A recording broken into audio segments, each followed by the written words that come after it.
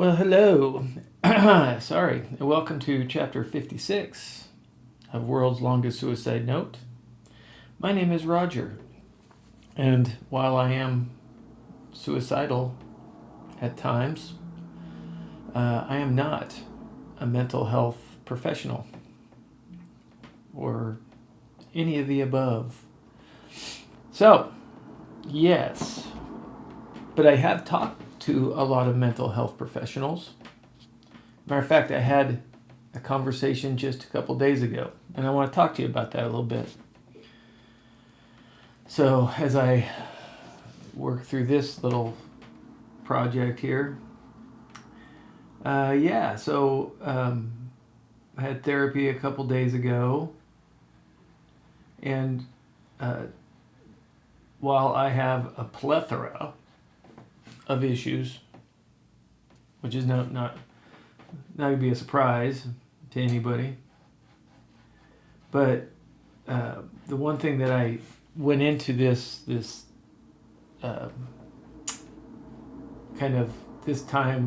therapy time, I went with a specific goal, and that's to deal with the PTSD aspect. And so we're doing cognitive processing therapy that just got started this a couple days ago, and so it's a start of a process that hopefully will address some of my PTSD issues and will get me back to seeing my son. And for those that haven't gone through the other 55 videos, I have a severely autistic son named Josh, and for years he physically assaulted me just out of frustration because of his autism. And that caused me PTSD. I was first diagnosed in 2020. Anyway, it's all, I've talked about it all, so if you don't know about it and you want to know about it, it's all out there. So, but anyway, I want to, I miss him, and I want to be able to see him again without freaking out or having a full-blown PTSD episode. So I'm going through this therapy. And one of the things that I've realized that I'm also suffering from is avoidance. I have used avoidance as a treatment option lately for that, which is not, that's not, I want to make this really clear. Avoiding it is not being lazy. Avoidance isn't, it is managing, it's a management, it's like avoiding the triggers as much as you can. We always feel like we're not doing enough anyway, and so I just want to say it for you, and I want to say it for me, is that avoidance doesn't equal lazy, it doesn't equal unmotivated, and I really want to make that clear, because that's it. It's just without lack of better tools, that seemed to be the way forward, so to speak. And so that's what I've been doing. But then I didn't really realize to the degree I was avoiding situations till we started this therapy. And part of this therapy requires, there's homework involved. There's diving into the situation and dealing with it instead of avoiding it. But in the course of this 45-50 minute session, we went, the therapist actually saw my whole demeanor kind of shift as I had to, as avoidance became less and less of an option, I got physically uncomfortable. And obviously, being a trained professional and all, she picked up on that pretty quickly. Again, it was obvious to me, and I don't hide my my feels very well, and I really don't want to. That's not something that I really want. I want to express, and I want to emote. So,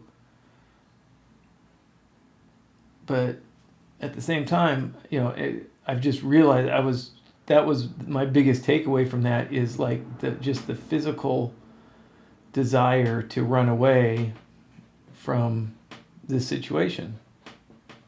And while I know that I've been using avoidance, I didn't know how much that had kind of taken control of me. So I'm putting it out there. It's like, if you are avoiding, it's affecting you more than you think it is. Because then when it comes time to do it, it's almost like you can't force yourself. And so yeah, it's like I was shocked about how much it was like revulsive to me. I wanted to not, it's like, let's just put a pin here and get back to this in a few years.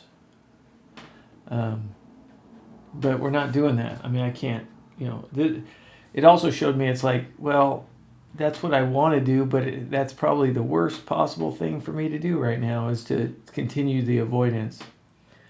And so obviously I'm not giving into that, but I want to. So, because I think we do this to protect ourselves to a large degree. And, for some, maybe avoidance actually works. Maybe that's the secret sauce.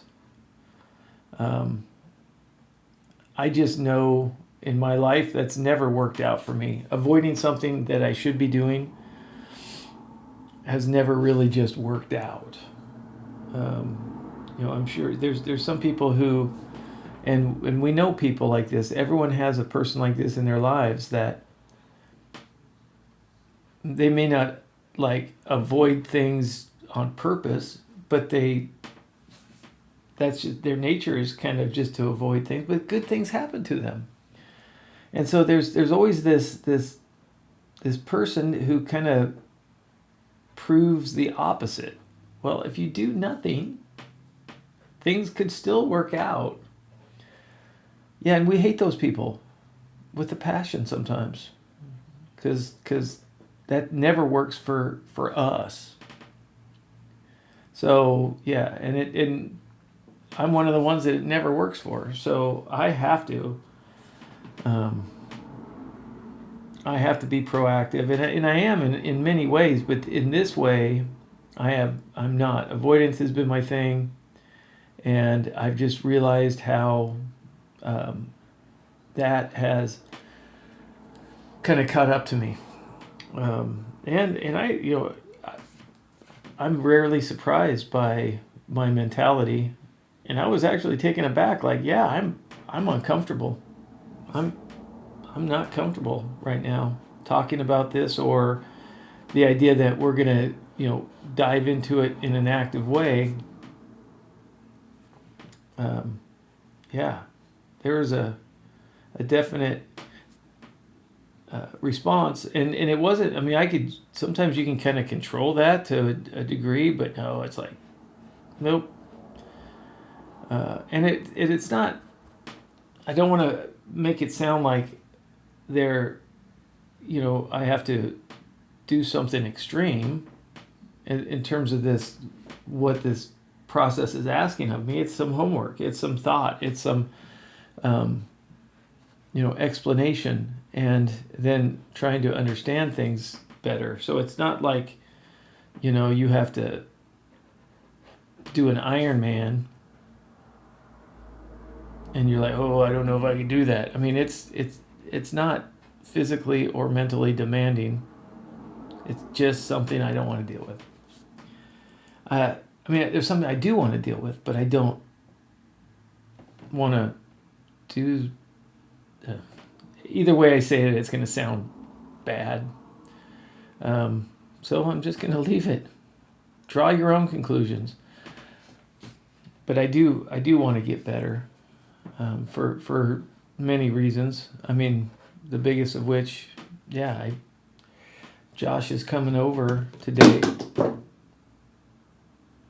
and I won't be there, because I take myself out of that situation. So I will not get a chance to see him or give him a hug or give him a kiss and tell him that I love him. He does get that. So I mean, his mom gives him that, and I mean, he has some very good folks around him. So it's not like without that he's suffering, at least as far as I know. So anyway, where are we at? Oh, we're doing great on time. So, and I'm about, I'm not going to belabor the point. But there are things in my life, I mean, we've talked about it before. I mean, even those that don't have PTSD have, the impossible task that whatever that is, they have, and a lot of that impossible task is built around avoidance. We don't like doing whatever it is, and so we avoid it, which is, I think, very natural. I don't want to do that, so I'm going to avoid it. It's pretty simple. The problem is, that's not something that's good for us, as I have found. So, yeah.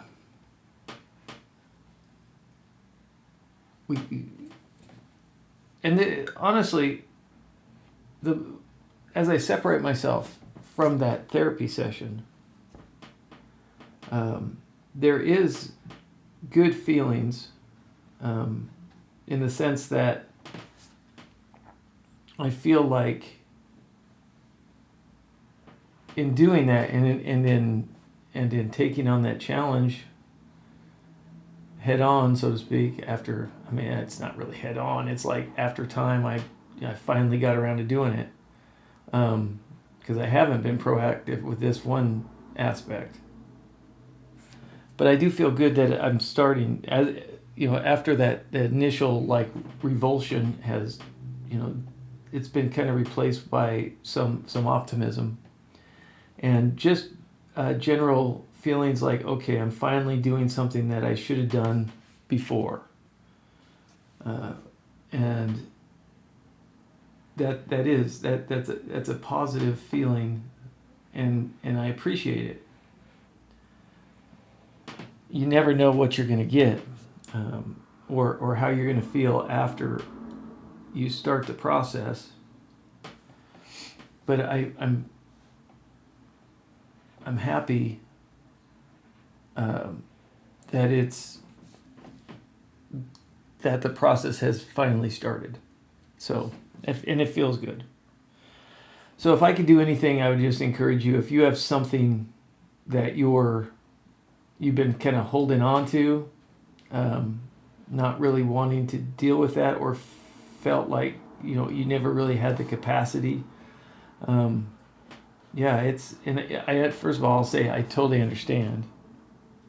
And the second thing I'd say is that it's important to do it. It's important to, and you will feel better once it starts, and you get past that initial phase, because it's always going to hurt for a minute. It's always going to, and I knew going into this that was going to be the case. So it wasn't like I was totally taken by surprise. It just, I was surprised how kind of, severe it was. Uh,